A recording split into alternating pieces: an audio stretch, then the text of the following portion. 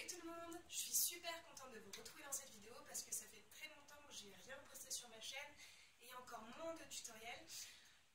Du coup, je suis donc comme je suis très contente de revenir et notamment de revenir en étant membre de la team Yes We Craft, puisqu'effectivement j'ai fini mes études fin septembre, fin octobre. Et en fait, il y a un an, quand la team Yes We Craft s'est formée, les filles étaient venues me contacter en me demandant si je voulais rentrer dans l'équipe. Et j'avais été un peu obligée, mais vraiment très déçue de devoir leur dire non, puisque en dernière année d'études, en Master 2 et en alternance, je savais que je n'allais pas avoir le temps de pouvoir tourner 2 tutoriels par mois, même si pour certaines personnes c'est pas énorme, pour moi c'était vraiment beaucoup. Donc c'est maintenant chose révolue puisque les études c'est fini, enfin. Du coup je vais avoir plus de temps, enfin je l'espère, pour pouvoir créer et notamment vous tourner des tutos, et c'est pour cela que j'ai accepté de rejoindre la team. Donc je suis trop contente, merci encore les filles de m'avoir accepté parmi vous. Alors vous inquiétez pas si je parais très rouge, c'est parce que je suis malade, j'ai chaud, etc. Donc ne vous formalisez pas sur ma tête. Donc je rejoins la team et le premier tuto que je vais devoir faire c'est sur le thème or. Je me suis demandé ce que j'allais bien pouvoir faire, puisque vous ne savez peut-être pas si vous regardez que ma chaîne YouTube, mais si vous me suivez un peu sur Instagram et Facebook, comme d'hab les liens seront en barre d'infos, vous savez que je fais un petit peu de costume, donc c'est pas vraiment du cosplay, puisque je crée mes propres personnages. En fait je ne recrée pas un personnage déjà existant, mais je me fais mes propres costumes. Donc si vous voulez voir un peu tout ça, je vous invite à aller zioter sur mes autres réseaux sociaux. Du coup je me suis dit qu'aujourd'hui j'allais changer un petit peu l'ordinaire sur ma chaîne, j'allais pas vous faire un tuto Fimo, donc j'espère que certains d'entre vous ne seront pas trop déçus. Donc ça sera un tuto pour faire un accessoire d'un costume, et comme c'était le thème or et que j'ai très prochainement un shooting de prévu et que j'avais un accessoire à faire, je vais faire une couronne. Donc je me suis dit que les deux thèmes allaient très bien ensemble, couronne et or, ça donne quelque chose comme ceci. Donc c'est ce que vous allez apprendre à faire si vous regardez ce tuto. Donc ça donne ça, portée. Donc c'est ma première, je pense pas que je la referai exactement pareil si jamais je dois en refaire une autre, notamment parce que j'ai dû utiliser plusieurs, vous allez voir, plusieurs feuilles de mousse, et du coup on voit les délimitations. Il y a celle-ci, et puis bien sûr celle de derrière, mais celle-ci elle est inévitable puisqu'on vient coller deux bouts ensemble. Du coup si j'en refais une, je pense que j'essaierai de trouver une feuille assez grande pour qu'au moins ces deux-là disparaissent. Ça évitera de faire une espèce de jointure pas très belle. Donc si vous voulez apprendre à faire cette couronne, eh bien je vous laisse regarder la vidéo. Salut! Donc voilà le matériel qui va être nécessaire pour réaliser cette couronne. Vous allez pouvoir trouver le tout en magasin de loisirs créatifs. On va commencer par encoller avec de la colle néoprène les tranches des feuilles de créamousse. Donc on en met un petit peu, il faut juste qu'il y ait un petit peu de colle sur les tranches. Et pour que cette colle fonctionne, c'est une colle contact. Donc il faut que les deux parties que vous voulez coller soient encollées. Et ensuite on vient juste appliquer les deux bords collés ensemble. Pour que ça fonctionne vraiment bien, il faut attendre un petit peu que la colle sèche. Et oui, pour que cette colle fonctionne, il faut qu'elle soit sèche. Donc faites attention à ça.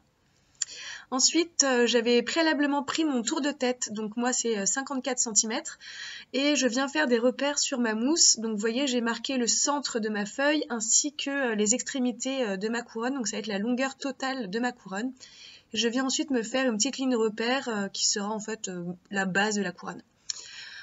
Ensuite, on va non, c'est pas vraiment simple, mais on va venir dessiner le design de la couronne. Donc moi, j'ai fait un design assez simple. Vous pouvez vraiment faire celui que vous voulez, c'est pour vous montrer que n'importe quel design fonctionne.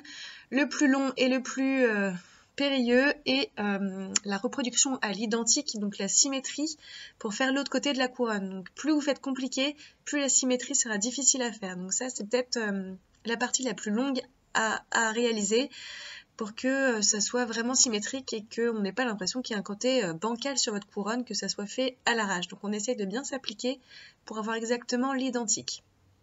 Donc là, c'est ce que je suis en train de faire. Vous voyez, avec ma règle, je reporte mes repères pour pouvoir tracer correctement. On passe ensuite à la découpe. J'ai commencé avec une paire de ciseaux, mais vous allez voir que je vais très vite m'arrêter puisque c'est assez galère à la paire de ciseaux. Donc vous voyez, là, je m'arrête. Et je reprends avec mon couteau de précision ou scalpel. Et là, ça va beaucoup plus vite et c'est beaucoup plus précis. Donc je vous conseille le couteau de précision ou scalpel. C'est beaucoup plus efficace et plus rapide. Donc voilà, ensuite je viens vérifier que que les extrémités finissent au même endroit, j'ajuste un petit peu. Et ensuite je viens rajouter du détail avec de la peinture tulipe. Donc là vous voyez j'ai fait tout le contour de ma couronne. C'est une peinture qui en séchant va garder son relief. Donc une fois que c'est bien sec, je viens bomber à la peinture noire les deux côtés de ma couronne. Bien sûr pour bomber l'autre côté j'attends que ça soit sec. Et une fois que c'est fait, je viens faire la tranche au doigt, donc attention, mettez des gants parce que généralement la peinture en bombe ça reste assez bien sur la peau. Donc je fais la tranche pour pas que la mousse violette apparaisse à un endroit. Une fois que c'est bien sec, on vient passer à la couleur dorée. Donc j'applique simplement une peinture acrylique métallisée or sur ma couronne. Et vous allez voir que pendant la vidéo, je vais passer plusieurs couches de peinture. Donc vous passez le nombre que vous voulez pour avoir la couvrance que vous désirez. Si vous voulez qu'on voit un petit peu le noir en dessous, vous faites que 2 couches. Si vous voulez que ce soit vraiment très couvrant, bah allez-y pour 4-5 couches. Là, je crois que j'ai dû en faire 4. Je vous les ai pas toutes montrées dans la vidéo, mais c'est pour vous dire qu'il faut bien peindre en doré. Et ne pas oublier, comme pour la peinture noire, de faire la tranche de la couronne. Donc là, vous voyez, j'applique l'arrière. Ensuite, j'ai pris mes petits cabochons que j'ai moi-même fait en résine. Vous pouvez les trouver dans le commerce, déjà teintés ou alors transparents. Et pour les teinter, moi j'applique, une fois qu'ils sont bien secs, du vernis à l'arrière de mes cabochons. Et comme pour la couleur dorée de votre couronne, vous mettez autant de couches de vernis à ongles que vous voulez pour avoir la couvrance nécessaire si vous voulez que vos pierres soient un peu transparentes ou non. Donc voilà, là je fais bien les tranches de ma couronne en doré. Et maintenant, je vais venir coller mes cabochons de vernis qui sont bien sûr bien secs. Attendez vraiment assez longtemps puisque plus vous mettez de couches de vernis, plus ça va être long à sécher et plus les dérapages sont possibles. Donc faites vraiment gaffe, laissez bien sécher votre vernis à ongles pour ensuite coller à la super glue. Dernière étape, on va venir coller les deux bouts de notre couronne pour former un cercle. Donc je viens reprendre ma colle néoprène. Comme pour la mousse tout à l'heure, j'en colle mes deux côtés de couronne. J'attends un petit peu que ça sèche. Et ensuite, je joins les deux bouts par contact. Donc je fais un peu pression, je maintiens bien.